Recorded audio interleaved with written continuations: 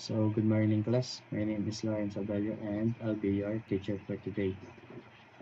So, for your attendance, say present if I call your name.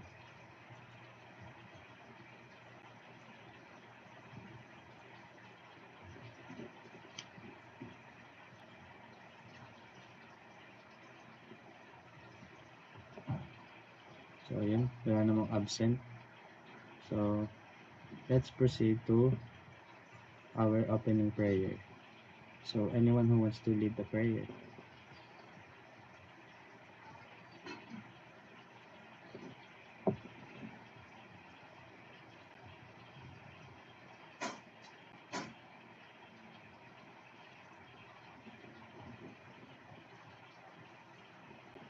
So, yun. Thank you so much. So, before we proceed to our lesson proper, we'll have our motivation. So, here, as you can see, meron tayong word puzzle. So, sasabihin nyo lang sa akin yung mga words na nakikita nyo and yun, bibigyan ko na lang ng plus for their recitation. So, makikitaas na lang kami ng mga gustong sumagot.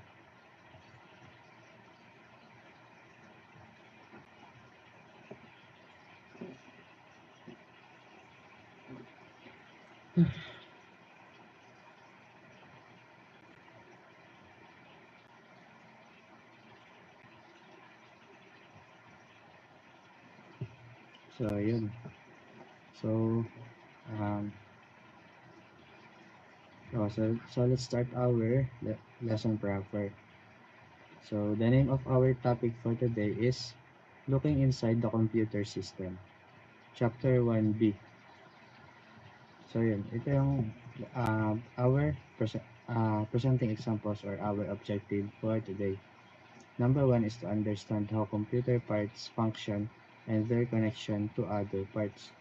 Next is learn to assemble and use computer parts correctly and investigate how computer parts work. So, next slide. So, meron tayong 4 main parts of computer. So, merong hardware, software, data, and the user.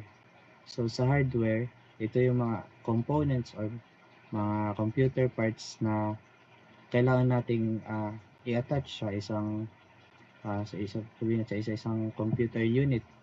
So, ito yung mga motherboard to be more specific. At saka, kung sa mismo computer, meron yung mga power supplies, may RAM, may ROM, and other tangible parts of the computer. So, next is software. Sa software naman, dito pumapasok yung mga programs and codes na programs and codes na ginagamit ng isang mga computer programmer to create their own software or system application. So, next is data. Sa data naman is ito yung mga save informations or mga mga informations na binibigay ng users to save to store it in their storage. So next is the user. Syempre hindi mawawala naman yung user kasi siya yung nag-ooperate mismo nung ating computer. So next. So yan. Yung sinabi ko kanina, parts of the computer system, hardware, mechanical devices in the computer, anything that can be touched. So ang hardware is yung mga parts ng computer na nahahawakan natin.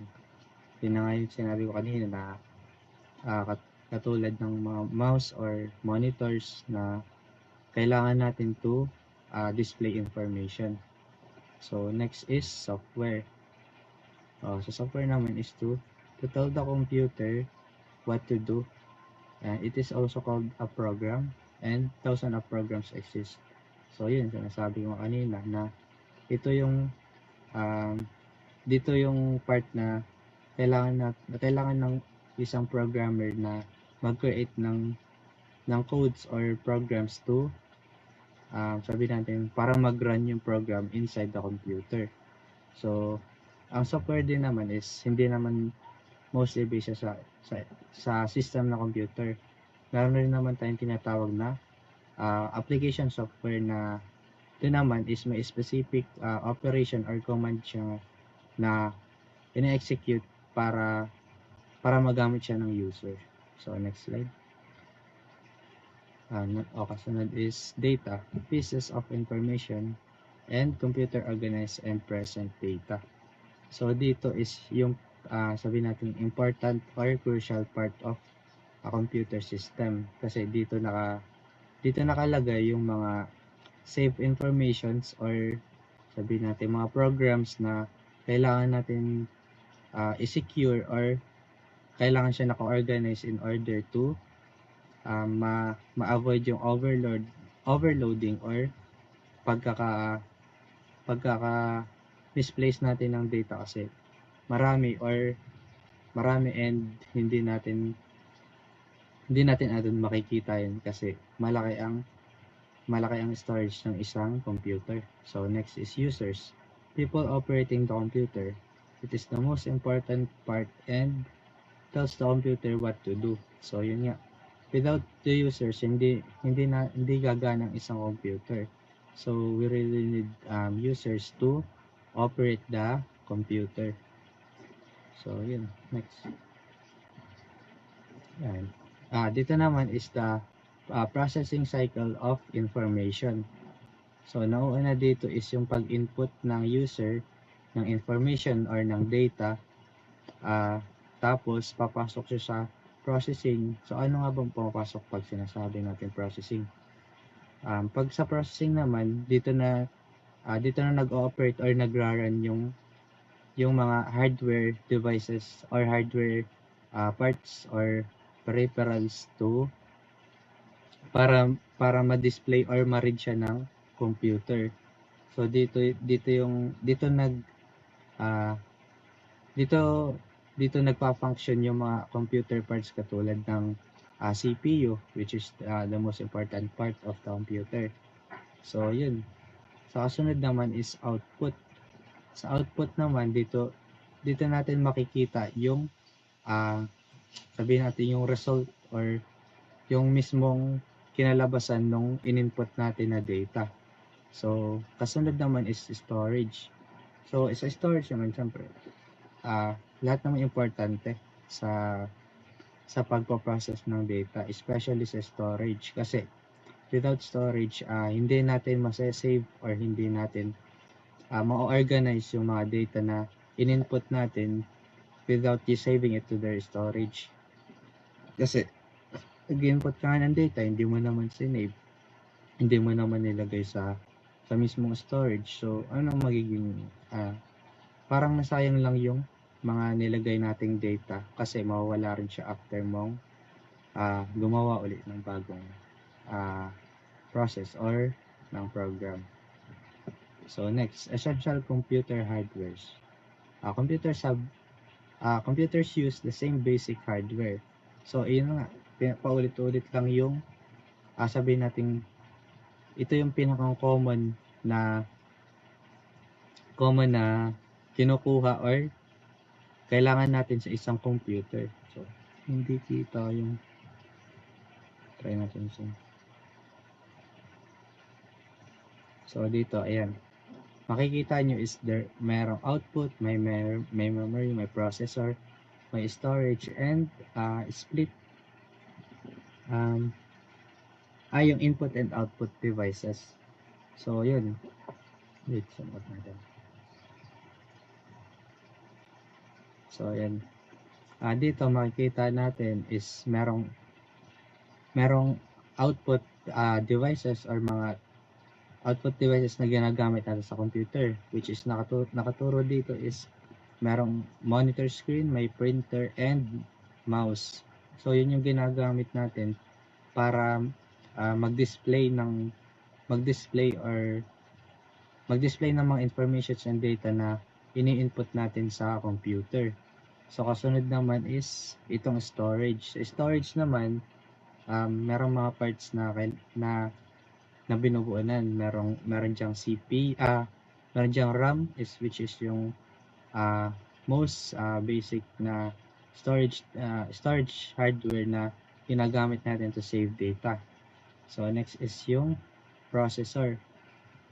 So sa processor naman, ito yung sabihin natin the heart of the computer, kasi dito lahat pumapasok, dito lahat dumadaan yung mga data or mga informations na ini-input natin para ma-read siya ng computer. So all in all, dito yung parang pinakang terminal or yung pinakang way para mag-process yung data na binigay natin. So yun, sa next na tayo. Yan, processing devices. Brain of the computer. O yung sinabi ko kanina, yung brain of the computer. So next, carries out instructions from their program, manipulate the data. Most computers have several processors, central processing unit or CPU, secondary processors made of silicon and copper. So yun, marami tayong mga CPU na ginagamit sa isang computer. So mas mataas na quality or high value na CPU, mas mabilis or mas smooth yung paggamit natin ng computer, kasi pag ginamit natin is yung mga lumang unit or mga central process, mga CPU na sabi nating na phase out na or luma na, mabagal or hindi siya agad nagpo-process kung kumpara dun sa mga bago and high quality na CPU na kapag nag-input ka ng data is mabilis and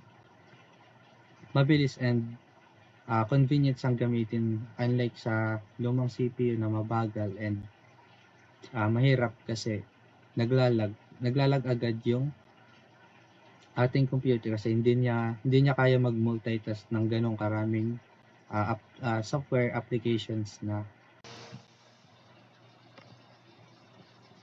So yun, next is memory devices. Dito naman tayo nag-i-store ng data or programs na in-input natin.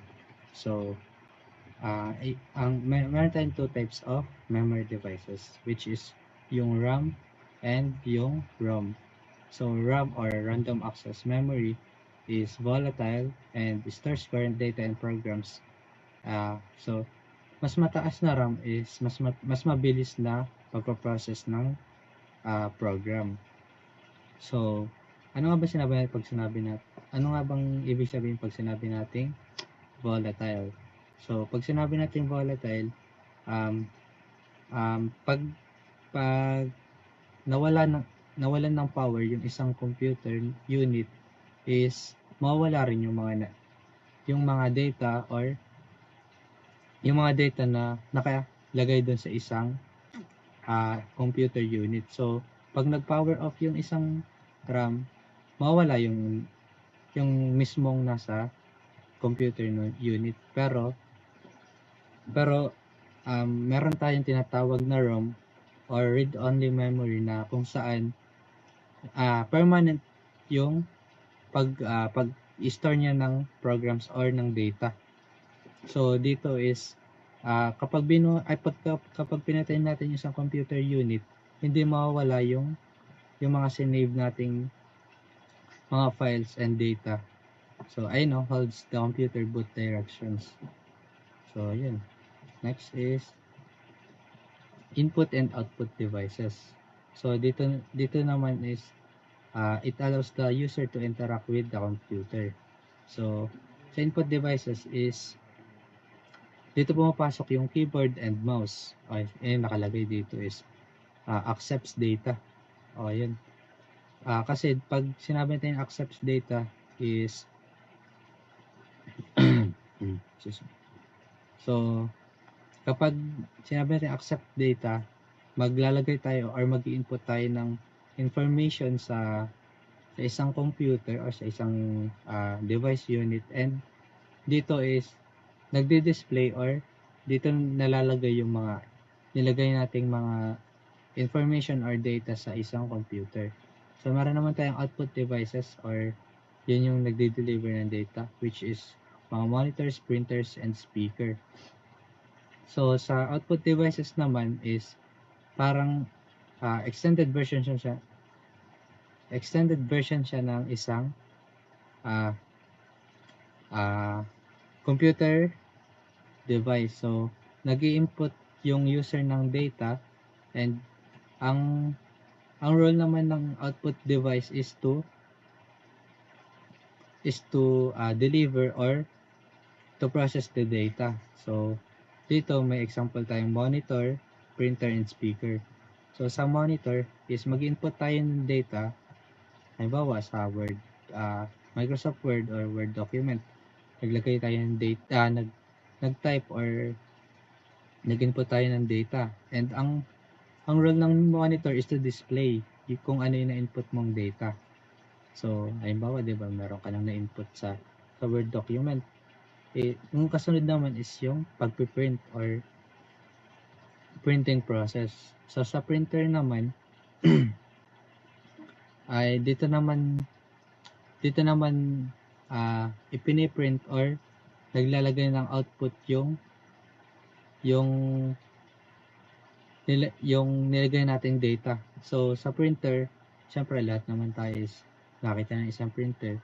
So, pag ginamit natin yung printer, yung mga na-input natin data sa isang document or isang file is magpiprint, and doon na lumalabas yung mismong in-input natin na data or na information. So, mas convenient siya kasi tangible or nahawakan natin yung information na ni-input natin. So, yun. Sa speaker, ganun rin naman. So, magko-command tayo sa computer na ng isang audio file or video, and doon is dinidisplay or nagbibigay siya ng output nung kung ano yung nilagay nating audio or video na pinrocess or in-execute. So, yun. Some other devices are input and output. So, touchscreens. So sa parang yan, maraming mga devices or devices and computers na merong function na touchscreens. So, mas common to sa mga laptops kasi meron silang parang nako-convert yung laptop to tablet. So, dun nagagamit yung paglalagay ng touchscreens. So, next. Storage devices. Holds data and programs permanently. Different from RAM. So, meron tayong dalawang storage devices here. So, merong magnetic storage and optical storage. So, sa magnetic storage, ito yung mga floppy disk and hard drive. So, uses magnet to access data. Sino ba dito? Sa mga hindi nakakaalam, yung floppy disk is yung lumang para siyang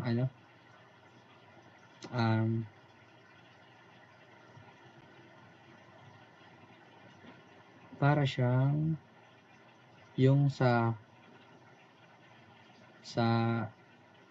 ano bang tawag? Yung sa CD. So, yun, yung floppy disk na yun is kino-connect sa isang computer unit, and doon doon naman is doon nakasave yung mga data or mga programs na sinave natin. So, uses magnetic access to access data. So, sa paggamit ng magnetic storage, karaniwan dito is kino-connect lang siya through USB ports, sa mga USB ports. And doon na nagpa-function or doon na gumagana yung magnetic storage. So, kasunod naman is optical storage. So, sa optical storage is CD and DVD drives. So, siguro marami pa rin naman ditong gumagamit ng mga CD and DVD drives. Nakalagay dito is uses a laser to access data. So, yun. Mas common to sa mga computer units unlike sa laptops kasi mas karaniwan is yung mga computer or CPU is nag-hold siya ng optical storage na doon ginagamitan siya, nilalagay doon yung CD, and kapag nilagay natin yung CD doon is meron siyang sariling laser na kapag niread ng isang CD or DVD drive is doon siya doon nalalaman yung mga nilalaman ng isang CD or DVD. So next is software runs the machines. Tells the computer what to do. Recent people purchase computers. There are two types of systems, two types of software, which is system software and application software. So let's proceed. So yan. System software. Ito yung most important software kasi dito, kung wala yung system software, hindi gagana yung isang computer unit kasi dito nakalagay yung mismong operating system ng isang computer. Kung walang operating system, paano gagana yung computer? So, yan lang. Ang example nito is yung Windows operating system. So, maraming mga versions yung Windows operating system. May Windows XP, like Windows 7, 10, 11. So, yun. May iba rin namang brand ng operating system katulad ng Linux or ng Mac OS na for Apple. So, yun. Next. Utility.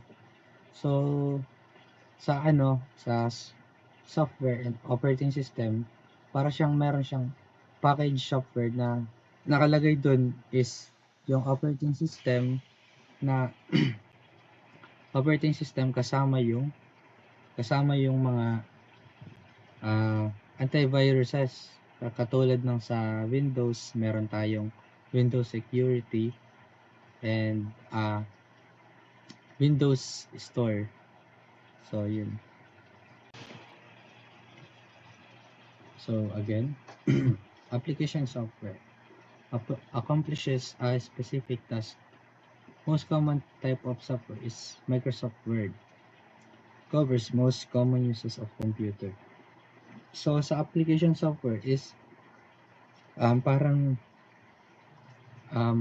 limited or meron siyang ina-execute na command which is andun lang yung mismong field or task na kaya niyang gawin.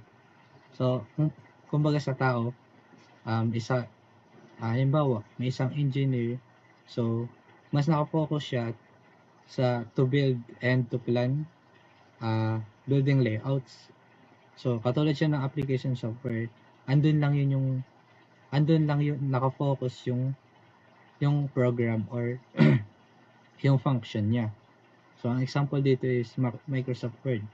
So, ano nga ba ginagawa ng Microsoft Word? So, yun, nag-input siya ng text and images. So, dun lang nakafocus yung function ng isang software, ng isang application software. So, yun. Next, computer data, packed with no meaning on its own, stored using binary number system. Data can be organized into files. So, computer data, ito yung parang most important data na kailangan ng isang computer. Kasi dito nakastore yung mismong function ng isang computer kung paano ba siya gagana. So, dito pumapasok yung mga programmers and developers na sila yung mismong nagmamano-mano to create a computer system. So, yun. Next, computer users. Role depends on the ability to set up the system, install software, manage files, maintain the system. So, yun. Ang role lang naman ng isang user is to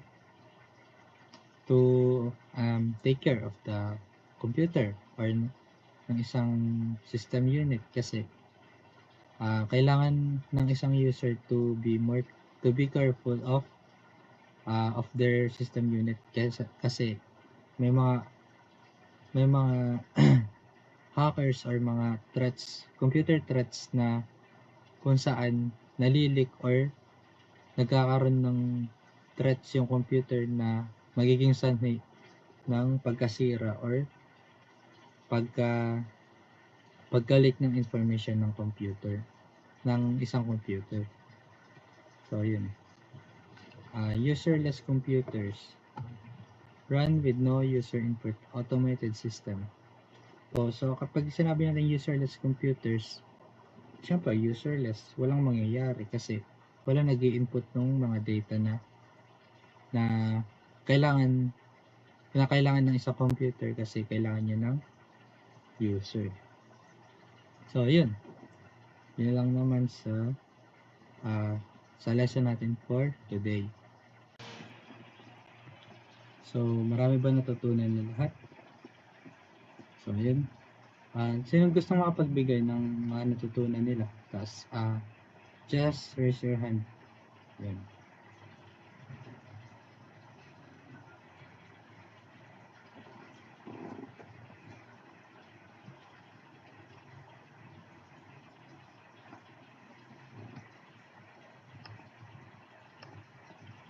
So yun, thank you so much for participating to our lesson. So for your assignment, may assignment tayo. Assignment nyo is to sleep early and take care of your mental health. So yan lang, and see you on our next lesson. Bye.